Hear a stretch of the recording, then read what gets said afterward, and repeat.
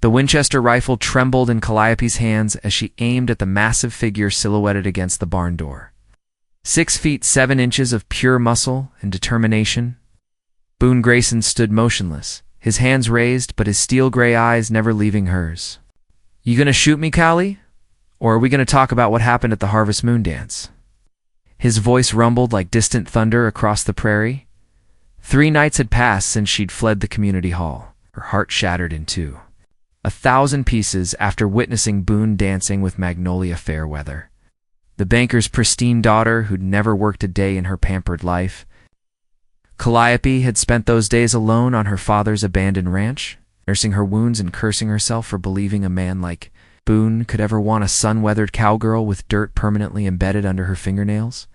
Nothing to talk about, she spat, though her voice cracked. "I saw all I needed to see." Boone took a step forward and she pulled the hammer back with a sharp click. "Don't.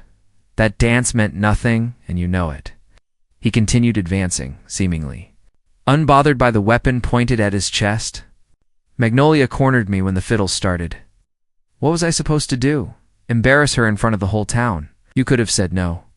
The words burned her throat. For 3 years, she'd watched him from afar, convinced he saw her as nothing more than another ranch hand, another pair of calloused hands, good for breaking horses and mending fences. "Like you said no to Jeremiah Blackstone when he asked you to dance." Boone's eyebrows rose. "I watched you waltz with him twice." Heat flooded her cheeks. "That's different." "How?" Was close enough now that she could see the scar running from his left temple to his jaw, a souvenir from a bull that had nearly killed him 2 summers ago. She'd been the one to ride for the doctor, her horse foaming at the mouth by the time she'd reached town. "'Cause I don't love Jeremiah." The confession slipped out before she could stop it. Something shifted in Boone's expression, softening the hard edges that made him look carved from granite. "And you love me?" Tears she'd been holding back for 3 days finally spilled over. The rifle sagged in her grip. "Doesn't matter what I feel. You made your choice clear enough, did I?" In one swift movement, he closed the distance between them and gently took the Winchester from her trembling hands. "'Cause I don't remember choosing anyone. I remember a scared little cowgirl running out into the night before I could explain. Myself. I'm not little," she whispered, hating how breathless she sounded. "No," he agreed, his calloused thumb brushing away her tears. "You're not? You're the strongest woman I've ever known, Calliope Sinclair, and the most stubborn, the way." He said her name like a prayer whispered in church, made her knees weak. "I've been trying to work up the courage to tell you something for months," he continued, setting the rifle aside but keeping his hands on her face. "But every time I see you, wrestling a wild Mustang or fixing a busted fence post, looking like you could take on the whole world single-handed, the words just ... disappear." The autumn wind whipped through the barn, sending hay swirling around them like golden snow. Calliope's heart hammered against her ribs as she stared up into Boone's weathered face, searching for any sign of deception. But all she found was raw honesty that made her chest tight. "What words?" she managed to ask. Before he could answer, the thunder of approaching hooves shattered the moment. Calliope jerked away from his touch as 3 riders burst through the barn's open doors. There, horses snorting and stamping. Jeremiah Blackstone led them, his usually immaculate suit dusty from hard riding. Behind him rode Deputy Marshal Pike and old Moses Crankshaw, the town's self-appointed moral guardian.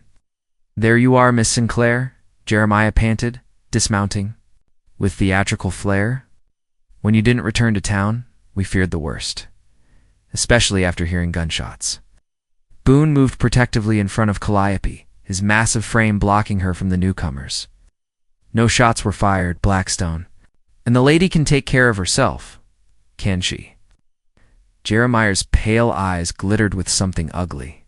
"Seems to me a proper lady wouldn't be alone in a barn with an unmarried man, particularly one with Grayson's reputation." The insult hung in the air like smoke from a branding iron. Calliope felt her temper flare, but Boone's low growl vibrated through the barn before she could speak. "Careful how you finish that sentence. Gentlemen, please." Deputy Marshal Pike, a thin man who looked uncomfortable with the whole situation, held up his hands. Let's all keep our heads. Miss Sinclair, your whereabouts have caused considerable concern. Perhaps it would be best if you returned to town with us. I'm perfectly safe, Calliope said, stepping around Boone despite his attempt to shield her. This is my family's land, and I'll stay or go as I please. Moses Crankshaw, a dried-up scarecrow of a man with a perpetual scowl, pointed an accusing finger at her. Impropriety breeds sin, young lady. Your poor mother would roll over in her grave seeing you consorting with the likes of him. Don't you? Dare speak of my mother, Calliope snarled, her hand instinctively moving toward the Colt on her hip. Easy, Callie. Boone's voice was deadly quiet. These gentlemen were just leaving. Were we? Jeremiah's smile was all teeth and malice. Actually, I came here with a proposition, Miss Sinclair. Your father's debts to the bank have gone unpaid for nearly 6 months. The ranch is set to be auctioned next week unless the full amount is settled. The words hit her like a physical blow. She'd known the ranch was struggling, but Papa had never told her how bad things had gotten before the fever took him. How much? $1,500? Jeremiah's smile widened at her sharp intake of breath. However, I'm prepared to forgive. The entire debt in exchange for your hand in marriage. Kel, Boone growled. I wasn't addressing you, Grayson. Jeremiah never took his eyes off Calliope. Think about it, my dear. Marriage to me would secure your future, provide you with the comforts and respectability you deserve. What could this drifter possibly offer? Calliope's mind reeled. $1,500 might as well have been $15,000. Even if she sold every horse on the property, she'd never raise that kind of money in a week. The ranch, her father's legacy, her mother's memory, would be lost forever. Double quotes, she began, then stopped as Boone's hand settled on her shoulder. She doesn't have to decide anything right now, he said firmly. The lady needs time to think. Time. Moses cackled. Time for more sinful behavior. I think not, Miss Sinclair. You will return to town immediately and consider Mr. Blackstone's generous offer. This is no place for a decent woman. Who decides what's decent? Calliope's voice turned dangerously quiet. You, Moses, a man who beats his own horse for sport? The old man's face purpled. How dare you? I dare because I've seen thee. Welts on your mare's flanks. She stepped forward, her hand now resting openly on her gun. I dare because I've watched you cheat at cards every Saturday night for 2 years. I dare because you're a hypocrite and a bully, and I'm done pretending otherwise. The silence that followed Calliope's words was broken only by the nervous shuffling of horses and the distant cry of a hawk circling overhead. Moses Cranshaw's face had gone from purple to an alarming shade of white. Deputy Marshal Pike looked like he wished he was anywhere else. Jeremiah, however, seemed delighted by the confrontation. Such spirit, he murmured, his gaze roaming over Calliope in a way that made her skin crawl. It will be quite entertaining, too. Tame. The word hung in the air like a challenge. Boone's entire body went rigid, and for a moment, Calliope thought he might actually strike the banker's son. Instead, he spoke with frightening calm. Mount up and ride out. Now, beg your pardon? Jeremiah's eyebrows rose in mock surprise. You heard me? Boone took a step forward, and somehow he seemed even larger than his already imposing height. Take your friends and leave. The lady's given you her answer? Actually, she hasn't given any answer at all, Jeremiah replied smoothly. Miss Sinclair, surely you can see reason. Marriage to me would solve all your problems. You'd never want for anything again. Except freedom, Calliope said quietly. Except dignity. Except love. The last word slipped out before she could stop it. She saw something flicker in Jeremiah's eyes that made her blood run cold.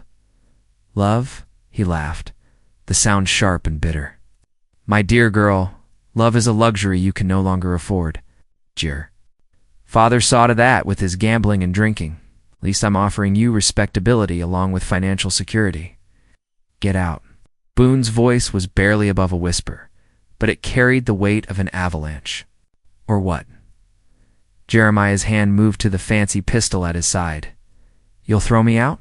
Wonder what Judge Hartwell would say about a vagrant threatening a pillar of the community. I'm no vagrant, Boone said, his own hand drifting toward his gun, and you're no pillar of anything but corruption." Deputy Marshal Pike cleared his throat nervously. "Gentlemen, let's not do anything we'll regret.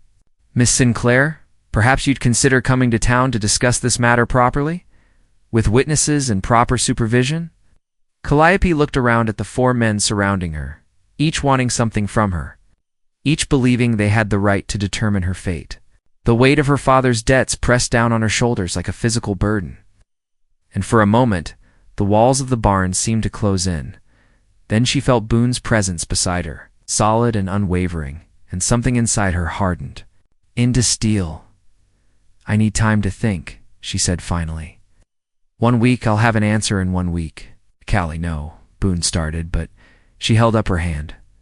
"1 week, Jeremiah, then I'll come to town and give you my decision." Jeremiah's smile was triumphant. "Excellent. I'll have the preacher standing by." He swung back into his saddle with practiced ease. "Oh, and Miss Sinclair, I'd suggest you spend that week considering what's truly important. Some things once lost can never be recovered." The threat was clear, and Calliope felt a chill that had nothing to do with the autumn air. As the three men rode away, their horses' hooves drumming against the hard-packed earth, she sagged against the barn wall. $1,500, she whispered. "Where am I going to find $1,500? Boone was quiet for a long moment, staring after the departing riders. When he finally spoke, his voice was rough with emotion. "I've got some money saved up. Not 1,500, but maybe enough to buy us some time. U.S. She looked up at him sharply. "You don't think I'm going to let you face this alone, do you?" His gray eyes met hers, and she saw something there that made her heart skip. "I told you I had words I've been trying to say. Maybe it's time I said them. Boone, ... I love you, Calliope Sinclair." The words came out in a rush, like water breaking through a dam. "I've loved you since the day you punched Clem Morrison for pulling a mare's tail. I've loved you through. Every sunrise, I've watched you work. Every evening, I've seen you gentling a wild horse with nothing but patience and kindness. I love your strength and your stubbornness and the way you face down the whole damn world without flinching." Her breath caught in her throat. "You... ... What?" "I love you," he repeated, his voice steady now. "I don't give a damn about your father's debts or Jeremiah Blackstone's threats. If you'll have me, we'll figure this out together." The words hung between them like a bridge neither had dared to cross before. Calliope stared at Boone, her heart pounding so hard she was certain he could hear it echoing through the barn. Everything she'd dreamed of hearing from his lips, everything she'd convinced herself would never happen, was now laid bare in the fading afternoon light. "You love me," she repeated, as if testing the words for truth. "More than my next breath," he confirmed, reaching for her hands.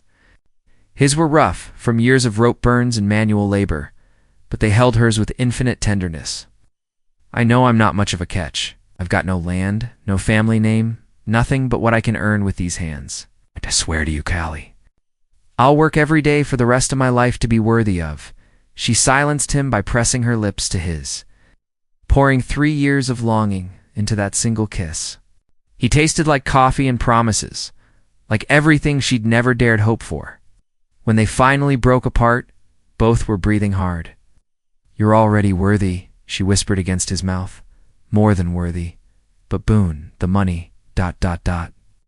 will find a way." His forehead rested against hers. "There's something I haven't told you. I've been saving every penny for 3 years, planning to buy a small spread up in Colorado Territory. It's not 1,500, but it's close to 800. Her eyes widened. "That's your dream, your future. You are my future." His thumbs traced circles on her palms. "What good is land without someone to share it with? Without you?" Before she could respond, the sound of a single horse approaching made them both tense. But this rider came slowly, without the aggressive urgency of the earlier group. Through the barn door, they saw an elderly Native American woman dismounting from a paint horse with practiced grace. "Winona," Calliope breathed, relief flooding through her.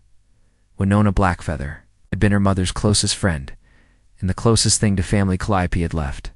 The Lakota woman approached with the quiet dignity that had always commanded respect, Even from the most prejudiced townspeople, little star, Winona said, using the name she'd given Calliope as a child. I saw the riders heading back to town. They looked displeased. You want me to marry Jeremiah Blackstone to pay off Papa's debts, Calliope explained. Unconsciously moving closer to Boone, Winona's dark eyes took in their joined hands, the way they stood together, the telltale. Signs of recent tears and recent kisses. A small smile played at the corners of her mouth. Oh, and you do not wish this. I'd rather marry a rattlesnake, Calliope said vehemently. Rattlesnakes are more honest, Boone added grimly. Winona chuckled, a sound like water over stones. Your mother always said you had her fire. She would be proud to see you now, refusing to be bought and sold like cattle. But the money, Winona, $1,500? If I don't pay, they'll take the ranch. Everything Mama and Papa worked for, ... Money. Winona spat in the dirt. The white man's solution to every problem. Tell me, little star, do you know why? Your father gambled? Calliope frowned. He was weak. The drink made him careless with cards. No, Winona shook her head. He gambled because 6 months ago, Jeremiah Blackstone came to him with a different proposition. Marry his daughter to the banker's son, or watch the ranch be foreclosed on. Your father chose to risk everything at the poker table rather than sell you like a broodmare. The revelation hit Calliope like a physical blow. What? He lost on purpose, Winona continued gently. Every hand. He knew if he could make the debt large enough, you would have no choice but to see Jeremiah's true nature. He died hoping you would be strong enough to find another way. But tears streamed down Calliope's face. All this time, she'd thought her father had been a selfish drunk, gambling away their future. Instead, he'd been trying to protect her, even if it meant sacrificing everything. There's more, Winona said quietly. Your mother had something valuable that she made me promise to give you only when you found true love. Her eyes moved meaningfully to Boone. Believe that time has come. It's from her saddlebags. Winona withdrew a leather pouch. Inside was a necklace unlike anything Calliope had ever seen. Turquoise and silver worked into intricate patterns, with what looked like diamonds winking among the stones. This belonged to your grandmother, Winona explained. She was half Lakota, though your mother never spoke of it. When she married your grandfather, her father gave her this as a wedding gift. The stones are not just turquoise, they are sacred blue diamonds, found only in the sacred places of my people.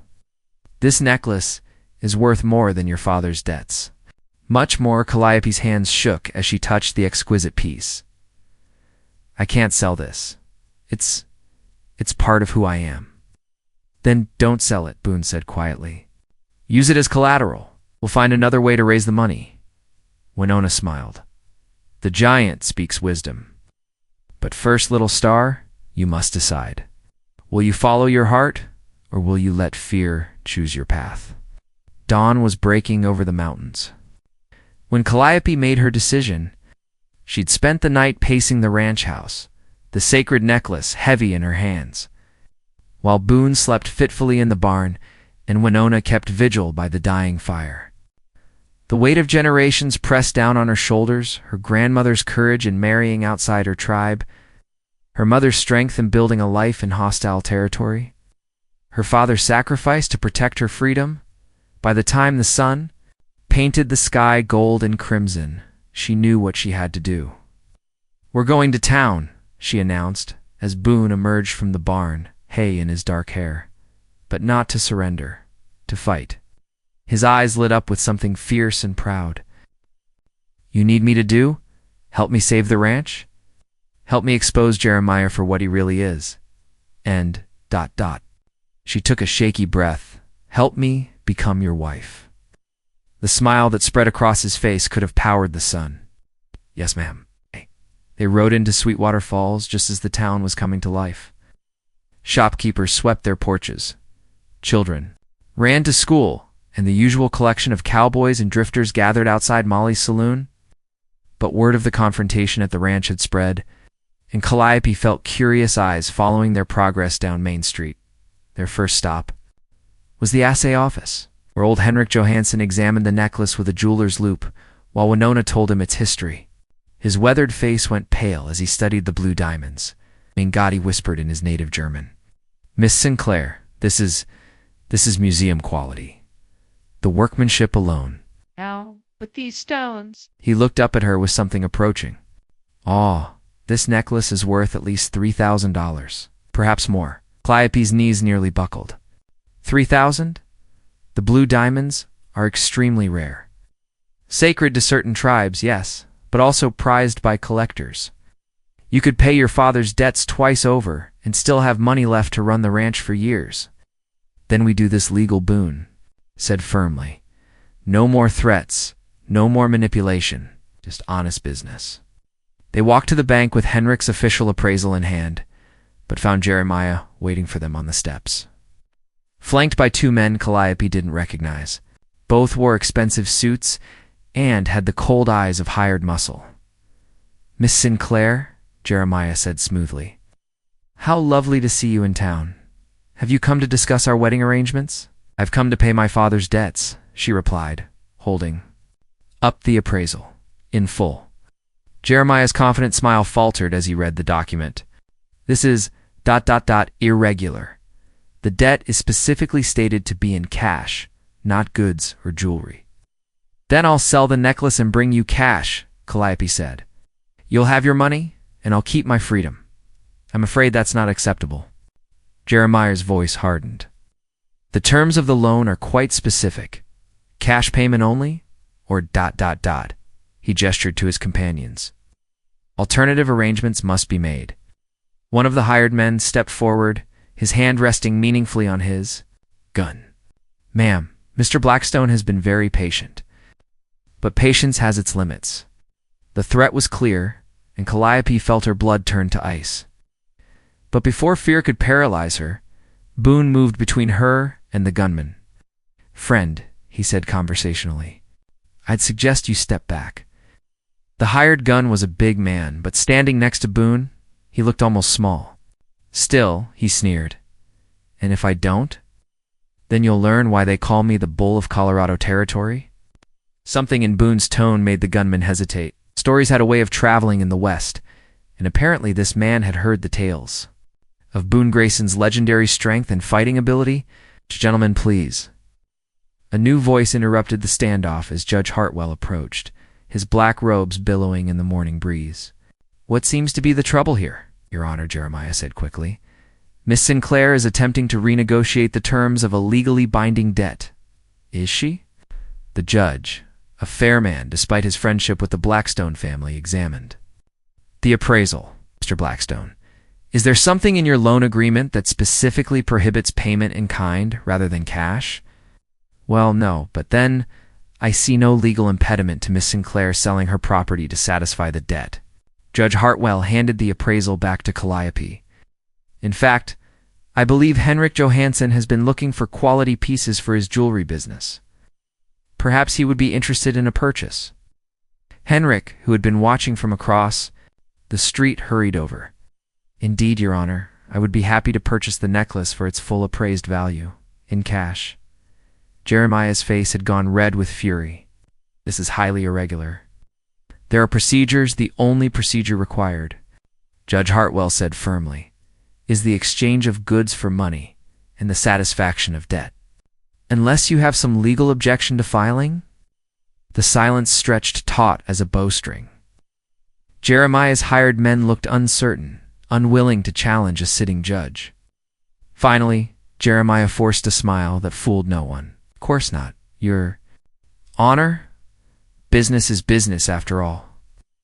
But as the crowd began to disperse and Henrik prepared the necessary paperwork, Jeremiah caught Calliope's arm. "This isn't over," he whispered.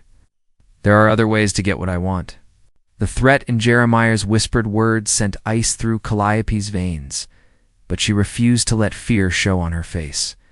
Instead, she looked him straight in the eye and spoke loud enough for the lingering crowd to hear. "Are you threatening?" "Me, Mr. Blackstone, in front of Judge Hartwell and half the town." Jeremiah's grip tightened on her arm before he seemed to remember where they were. His smile returned, cold and sharp as winter wind. Merely expressing concern for your welfare, my dear? A woman alone on that isolated ranch. Accidents can happen? Before Calliope could respond, Boone's massive hand clamped down on Jeremiah's wrist.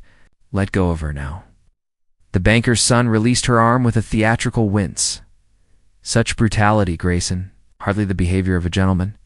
Good thing I never claimed to be one, Boone replied evenly. Judge Hartwell stepped forward, his expression stern. Mr. Blackstone, I strongly advise you to reconsider any concerns you might have for Miss Sinclair's welfare. The law takes a dim view of citizens who make their neighbors feel unsafe. Naturally, Your Honor, I live only to serve the community's best interests. But Jeremiah's eyes promised retribution as he straightened his jacket and walked away, his hired men trailing behind like well-dressed vultures. The rest of the morning passed in a blur of paperwork and transactions. Henrik purchased the necklace for its full appraised value, and Calliope walked into the bank with $3,000 in cash. She paid off every penny of her father's debt, with enough left over to keep the ranch running for 2 years, but as she emerged from the bank, legally free and financially secure, she noticed something troubling. The streets had grown unusually quiet. Shopkeepers stood in their doorways whispering, and more than one person crossed the street to avoid meeting her eyes. "What's wrong with everyone?" she asked Winona, who had been waiting with the horses. The older woman's face was grim. "Word spreads quickly in small towns, little star. Jeremiah has been busy while you conducted your business. He's been reminding people of your mixed heritage." Calliope's stomach dropped.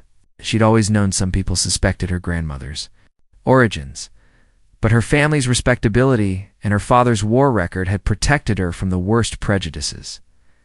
Now, with her father dead and her defiance of the Blackstone family fresh in everyone's minds, that protection had evaporated. "Let them talk," Boone said fiercely. "Your bloodline makes you more honorable than anyone in this town, not less." "It's not just talk," Winona said quietly. "Moses Crangshaw has been spreading poison about savage blood and uncivilized behavior. Some of the farmers are already muttering about property values and undesirable elements, as if summoned by their conversation." Moses appeared at the head of a small group of townspeople. His face wore the righteous satisfaction of a man who believed God was on his side. "Miss Sinclair," he called out, his voice carrying clearly across the street. "A word, if you please." Calliope straightened her shoulders and walked to meet him, Boone and Winona flanking her like bodyguards. The crowd that had gathered was a mix of familiar faces, some sympathetic, others hostile, most simply curious. "Mr. Crankshaw," she said evenly, "what can I do for you?" "It's what you can do for this community," Moses replied, his voice dripping false concern. "Recent revelations about your family background have raised troubling questions. Questions about whether someone of your heritage should own property so close to decent Christian families." The words hit like physical blows, but Calliope kept her voice steady.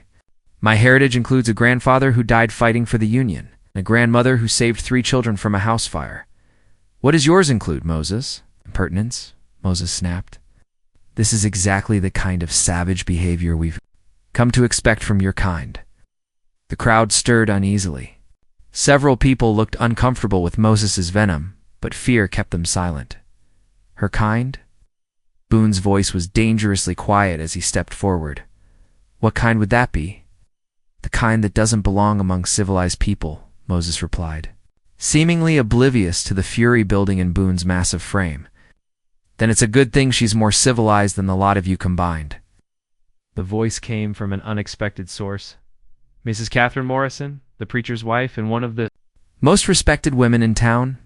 She pushed through the crowd with the determined stride of someone who'd made a decision and intended to stick with it. "Moses Crankshaw, you should be ashamed of yourself," she continued, her iron-gray hair practically bristling with indignation. "Calliope Sinclair has shown more Christian charity and moral courage than anyone here. She's nursed our sick, helped birth our babies, and saved more than one family from financial ruin. If anyone doesn't belong in a civilized community, it's a man who threatens a woman for standing up to unwanted advances. Now see here, Catherine Moses began. I see perfectly well. Mrs. Morrison turned to address the crowd. We all know why Moses is really here. Jeremiah Blackstone is paying him to stir up trouble because Miss Sinclair had the backbone to refuse his proposal. Are we really going to let the Blackstones turn us into their private army? Murmurs rippled through the gathering. The Blackstone family's arrogance had been a source of quiet resentment for years, and Mrs. Morrison's words struck a nerve. Furthermore, she continued, I've known this girl since she was knee-high to a grasshopper. Her grandmother was one of the finest women ever to grace this territory, and her mixed heritage is something to be proud of, not ashamed of. If any of you have a problem with that, you can take it up with me and the Lord. The crowd began to shift. Calliope saw expressions changing from suspicion to embarrassment. Mrs. Morrison's reputation for uncompromising honesty carried weight. Her defense was having its effect. But Moses wasn't finished. Pretty words. Catherine, but words don't change blood. Mixed blood leads to mixed loyalties. How do we know she won't turn on us when her savage relatives come calling? This time it was Winona who stepped forward. At 73, she moved with the dignity of a queen and the confidence of someone who had survived everything the frontier could throw at her. Because, she said in a voice that carried despite its quiet tone, her savage relatives taught her the meaning of honor. Something you seem to have missed in all your Bible reading. Confrontation might have escalated further. The arrival of an unexpected figure changed everything. Dr. Samuel Cross, the territory's circuit preacher and one of the most respected. Men in the region rode into town on his dusty mare just as tensions reached their peak. Dr. Cross was a legenda, former cavalry officer turned man of God, who had spent 20 years ministering to everyone from cowboys to Cheyenne chiefs. Word carried weight that even the Blackstones couldn't challenge. What's all this commotion? He asked, dismounting with the stiff movements of a man who'd spent too many years in the saddle. Mrs. Morrison quickly explained the situation while Moses sputtered protests. Dr. Cross listened in silence, his weathered face revealing nothing.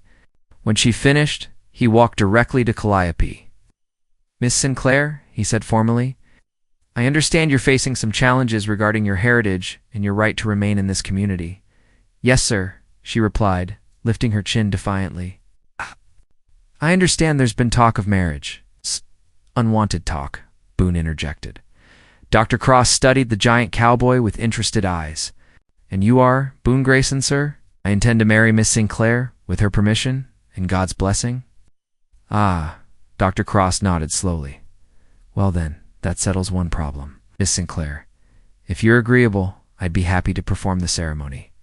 Right here, right now. Nothing stops gossip like a proper wedding, the crowd gasped. Calliope felt her heart leap into her throat. Right now? Why not? You love this man? With all my heart? And you, Mr. Grayson? Do you take this woman, as she is, with all her heritage and history? I'd be honored too, Boone said firmly. More than honored. Dr. Cross smiled. Then let's have a wedding. Mrs. Morrison, would you serve as witness? And perhaps someone could fetch some flowers? What followed was unlike any wedding Sweetwater Falls had ever seen. Half the town gathered in the street as Dr. Cross performed the ceremony with the setting. Sun painting the sky in shades of gold and crimson. Calliope wore her everyday riding dress, but Winona had braided wildflowers into her hair. And she'd never felt more beautiful. When Boone took her hands in his, the world seemed to shrink to just the two of them. His voice was steady as he repeated the vows, but she could see tears glistening in his gray eyes.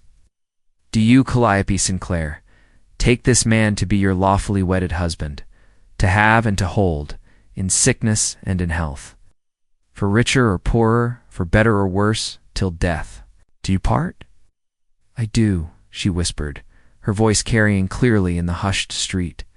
And do you, Boone Grayson, take this woman to be your lawfully wedded wife, to have and to hold, in sickness and in health, for richer or poorer, for better or worse, till death do you part? I do, Boone said, his voice strong and certain. Then, by the power vested in me by God and the territory of Colorado, I now pronounce you husband and wife, You may kiss your bride." The kiss that followed was tender and full of promise, witnessed by half the town and blessed by the last rays of the setting sun. When they broke apart, the crowd erupted in cheers that echoed off the mountains. Even Moses Crankshaw had the grace to look ashamed of his earlier behavior, though he slipped away into the gathering dusk rather than offer congratulations.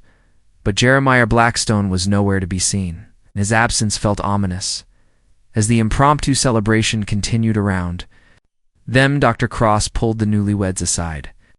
"A word of warning," he said quietly. "Jeremiah Blackstone is not a man who accepts defeat gracefully. Watch yourselves, especially in the coming weeks." "We can handle whatever he throws at us," Boone said confidently. "I'm sure you can. But be smart about it. Legal marriage gives you certain protections, but it won't stop a man bent on revenge." The preacher's eyes were serious. "I've seen his type before, in the war and after. He's the kind who burns down the barn if he can't have the horse." The warning proved prophetic. 3 days after the wedding, Calliope and Boone returned from checking the northern fence line to find smoke rising from the direction of their house. They spurred their horses into a gallop, arriving to find the barn completely engulfed in flames. The horses. Calliope screamed, but Boone was already running toward the burning structure. Between them, they managed to save all the animals, though Boone suffered burns on his arms and hands. As they stood watching their barn collapse into embers, they found a note pinned to the fence post. "This is what happens to those who forget their place," it read in Jeremiah's distinctive handwriting. But Jeremiah had underestimated the community's response to his escalating violence. By morning, half the town had arrived to help rebuild. Men who had stood silent during Moses's hate-filled speech now worked side by side, raising new timbers and sharing materials. Mrs. Morrison organized the women to provide food and medical supplies, while Henrik Johansson quietly let it be known that he was offering a substantial reward for information leading to the arrest of whoever had burned the barn. Most surprising of all was the arrival of Judge Hartwell with an official document. "Restraining order," he explained grimly. "Mr. Blackstone is not to come within 500 yards of your property, and any further acts of vandalism or intimidation will result in immediate arrest and prosecution." "Will that stop him?" Calliope asked. "Probably not," the judge admitted. "But it gives me legal grounds to act when he steps over the line again, and he will men like Jeremiah always do." The judge was right. Over the following weeks, Jeremiah's harassment campaign continued.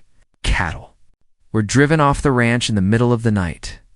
The well was poisoned with salt, fences were cut, and gates left open.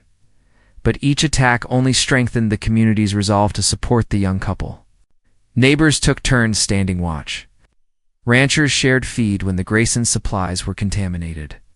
The town blacksmith refused to shoe Jeremiah's horses, and the general store owner began requiring cash in advance for all Blackstone purchases. The final confrontation came on a cold December morning. Calliope was alone at the house. Boone had ridden to town for supplies when she saw riders approaching. 4 men, all armed, with Jeremiah in the lead. She grabbed her rifle and positioned herself at the front window, her heart pounding. This felt different from the previous harassment. This felt final. "Mrs. Grayson," Jeremiah called out, the title dripping with mockery. "Come out and let's discuss this like civilized people." "Say what you have to say from there," she called. "Back." "Very well." His voice hardened. "You've caused me considerable embarrassment and financial loss. It's time to settle accounts. Our accounts are settled. Judge Hartwell made that clear. Judge Hartwell isn't here." Jeremiah dismounted, his men following suit. "It's just you and me, and the question of what happens to women who don't know their place." Calliope's finger tightened on the trigger, but before she could fire, the thunder of approaching hooves filled the air. Boone appeared over the rise, but he wasn't alone. Behind him rode Deputy Marshal Pike, Dr. Cross, Henrik Johansson, and a dozen other men from town. "Step away from the house, Blackstone," Pike called out, his badge glinting in the winter sun. "This is private property, Marshal. You have no authority here." "I have authority everywhere in this territory," Pike replied firmly. "You're in violation of a court order." Jeremiah's face twisted with rage. "This isn't over. None of you understand what you're dealing with." My family built this town. Your family's reign of terror ends today, Dr. Cross interrupted. We have witnesses to your harassment, evidence of your crimes, and a community that's had enough. Furthermore, Henrik added, producing an official-looking document. The bank's board of directors has voted to remove you from all positions of authority, effective immediately. Your behavior has become a liability we can no longer tolerate. Shock on Jeremiah's face was almost comical. You can't do this, Emma Blackstone. You're a criminal, Judge Hartwell said, riding up with the late arrivals. And you're under arrest for arson, destruction of property, harassment, and conspiracy to commit assault. The fight went out of Jeremiah all at once. No, his hired men, seeing which way the wind was blowing, quietly distanced themselves from their former employer. Within an hour, he was in shackles and on his way to the territorial prison in Denver. As the crowd began to disperse, Calliope found herself standing in Boone's arms, watching the sun set over the mountains that had become truly home. Is it really over? She asked. It's over, he confirmed, his voice warm with certainty. We're free, Mrs. Grayson, free to build the life we want. 6 months later, their first child was born, a daughter with her mother's determined chin and her father's gentle gray eyes.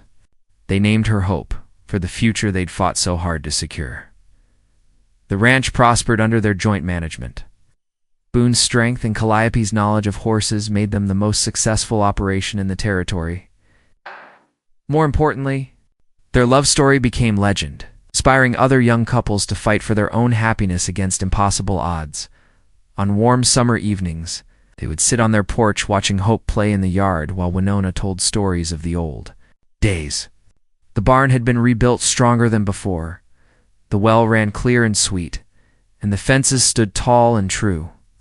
I don't want different women, Boone would whisper to his wife as they watched the sunset paint the sky in shades of gold and rose.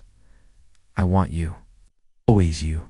And in the growing twilight, with their daughter's laughter echoing across the prairie and their love stronger than any challenge they'd faced, Calliope knew that sometimes the greatest victories come not from giving up or giving in, but from standing your ground and fighting for what matters most. Their story became the stuff of local legend, told and retold around campfires and in parlors throughout the territory. It was a tale of love conquering hatred, of community triumphing over corruption, and of two people who refused to let others define their worth or their future. And if sometimes travelers passing through Sweetwater Falls caught a glimpse of a giant of a man and a fierce-eyed woman riding their land together, they knew they were seeing something rare and precious, a love that had been tested by fire and emerged not just unbroken, but unbreakable.